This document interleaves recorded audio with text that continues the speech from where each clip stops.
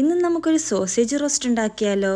അതിനായി നമുക്ക് വേണ്ടത് വെളുത്തുള്ളി, ഇഞ്ചി, പച്ചമുളക്, കറിവേപ്പില, സവോള, പിന്നെ തക്കാളി. ഫസ്റ്റ് തന്നെ നമ്മളൊരു പാൻ എടുക്കുക, അതിലേക്ക് എണ്ണ ഒഴിക്കുക.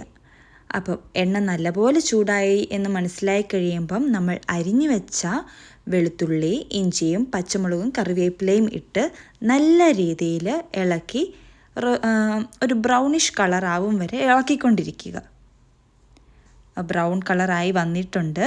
നമ്മളിതിനകത്തോട്ട് ഇനി നമുക്ക് പൊടികളായ മുളക് പൊടി, കാശ്മീരിയും അല്ലാത്ത മുളക് പൊടി ഇടുക, കുരുമുളക് പൊടി, മഞ്ഞൾപ്പൊടി, പിന്നെ വേണ്ടതെന്താ ഗരം മസാല. അത്രയും ഇട്ടതിന് ശേഷം നന്നായി ഇളക്കി അതിൻ്റെ പച്ചമണം മാറുമ്പോൾ അതിലേക്ക് സോസേജ് ഇടുക.